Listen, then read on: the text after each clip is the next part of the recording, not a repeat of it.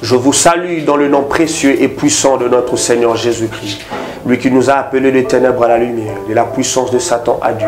Nous avons reçu par la foi en lui les pardons de péché et l'héritage avec le sanctifié. Vous qui êtes nombreux en train de nous suivre de partout, j'ai un réel plaisir de partager avec vous le message que Dieu a mis dans mon cœur. Ce message vous servira d'édification, d'exhortation et de consolation. C'est votre bien-aimé les frères Lilo Mascotti. Le message s'intitule « Qui est un chrétien ?»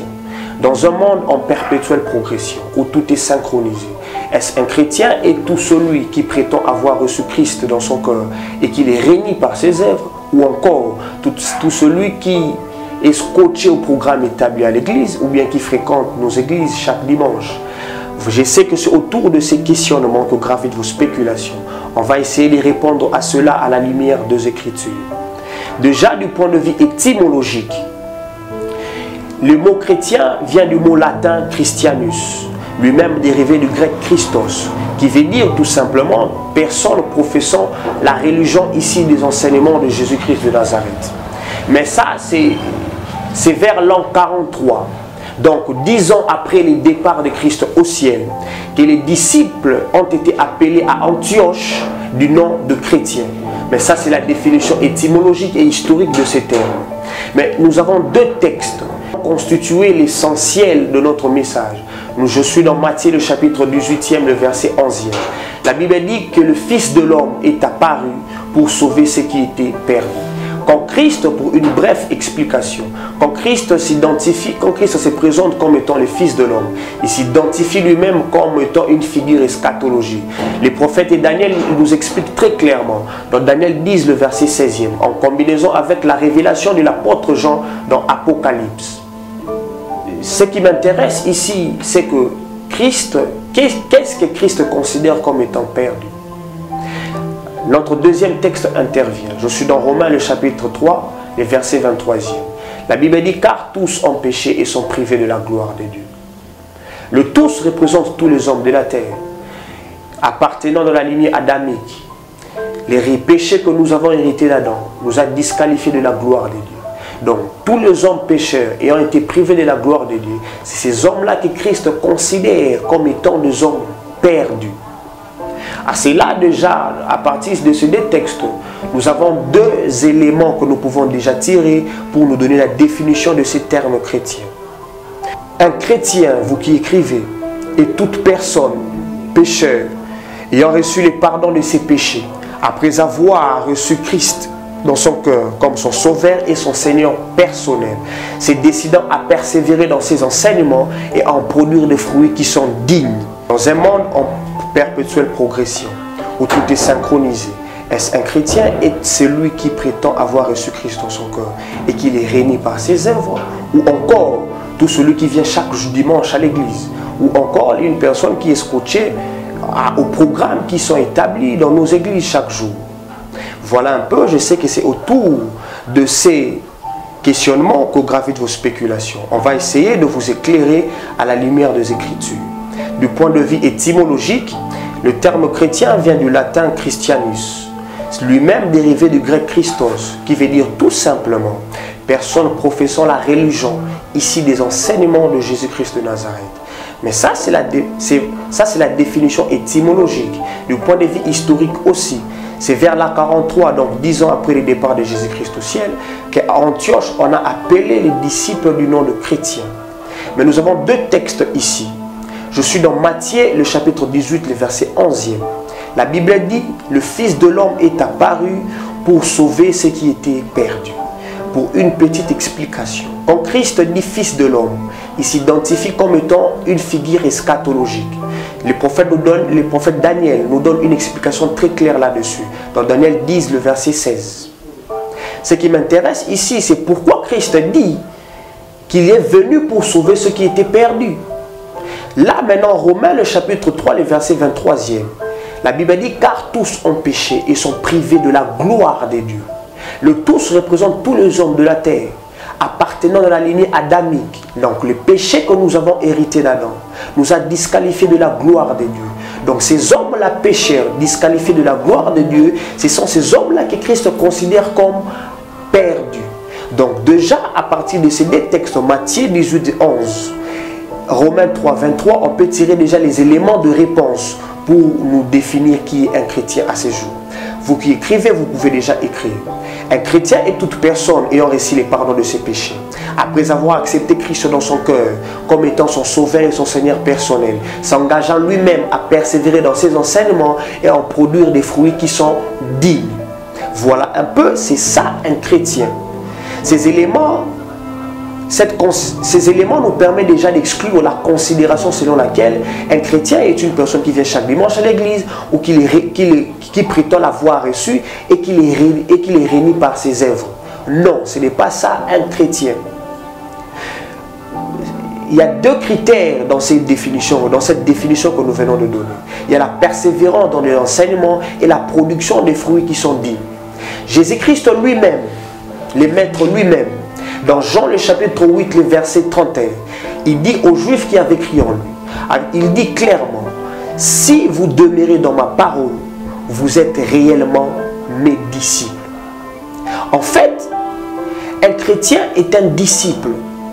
Or, Christ, dans ces textes-là, associe le disciple-là à la parole. Donc, un chrétien est un monsieur qui est ancré dans la parole. Je ne parle pas ici de la définition d'un enfant de Dieu. Là, Jean, chapitre 1, le verset 12e est clair. Ce texte dit que à tous ceux qui l'ont reçu la lumière, à tous ceux qui croient en son nom, la lumière, Jésus leur a donné le pouvoir de devenir enfants de Dieu, lesquels ne sont pas nés ni de sang, ni de la volonté de l'homme, ni de la volonté de chair, mais de la volonté de Dieu.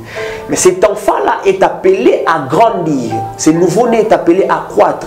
L'élément déterminant et principal qui permettra à un nouveau-né de croître, c'est la parole de Dieu. Je ne vois pas aujourd'hui, à l'église du Dieu vivant, tout homme qui se dit chrétien, qui ne sait pas lire la parole, la méditer jour et nuit. Parce que la parole ancrée en nous affecte notre être de telle manière qu'elle doit toujours se manifester. Vous voyez un peu? Donc voilà, à ce juste titre-là, la parole est un élément clair et déterminant. La parole ici est entendue comme l'ensemble des enseignements que les apôtres nous ont légués dans un livre consigné, qui est la parole de Dieu, la Bible que nous utilisons dans nos églises matin, midi et soir. Même l'élément, les critères qui a permis aux gens du peuple à Antioche à appeler les disciples le nom de chrétiens, c'est parce que ces gens, au-delà des enseignements qu'ils donnaient, mais ils modélaient aussi leur comportement en accord avec ces enseignements-là. Aujourd'hui, regardez comment à l'église du Dieu vivant, il y a l'impudicité, il y a l'idolâtrie, la magie. On a ramené la puissance de Satan à l'église. Il y a des querelles. Il y a des mésententes entre nous. Et les gens du peuple, les païens, blasphèment le nom de Dieu à cause de tout ce qui se passe à l'église. Pourquoi?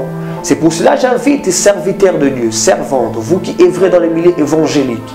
Je vous invite au peuple de Dieu que Dieu vous a donné, à les enseigner la parole. Ça leur permettra de grandir, afin de ne pas constituer un scandale, de ne pas jeter l'opprobre au nom du Seigneur et à l'œuvre de la croix. Voilà un peu. Ça, c'est la première partie quand nous parlons de la persévérance dans les enseignements. Actes, le chapitre 2, le verset 42. La Bible dit clairement qu'il persévérait dans l'enseignement des apôtres. Il là, c'est qui? Il là, c'est moi et toi. Toi qui as reçu Christ, je ne sais pas où, je ne sais pas quand. Mais si tu sens dans ton cœur, le Saint-Esprit rendre témoignage de toi-même, que tu es enfant de Dieu. Tu es appelé à persévérer dans l'enseignement des apôtres. Et ces enseignements-là, ancrés en toi, te permettra aussi à vivre dans la société en harmonie avec les autres. Alors les gens du peuple constateront réellement que nous sommes les disciples de notre Seigneur et Sauveur Jésus-Christ. Voilà un peu Jean le Baptiste. Dans Matthieu le chapitre 3, le verset 8. Il dit, produisez donc les fruits dignes de votre repentance. Il dit à qui? Jean a constaté que dans son baptême venaient les pharisiens et les sadducéens. Or, les pharisiens étaient la classe élitiste appelée à enseigner au peuple la loi mosaïque. Par contre, les sadducéens c'était une secte juive qui ne croyait pas à l'immortalité de l'âme. et à la résurrection de mort. Jean, le voyant venir à son baptême, il leur dit clairement: qui vous a appris à fuir la colère à venir? Produisez donc de fruits dignes de la repentance. Jean craignait que ces gens-là, les scribes et les sadducéens, après avoir reçu le baptême de repentance, que chacun retourne dans sa religion, dans sa tradition respective, et que ces baptêmes-là ne leur servent de rien.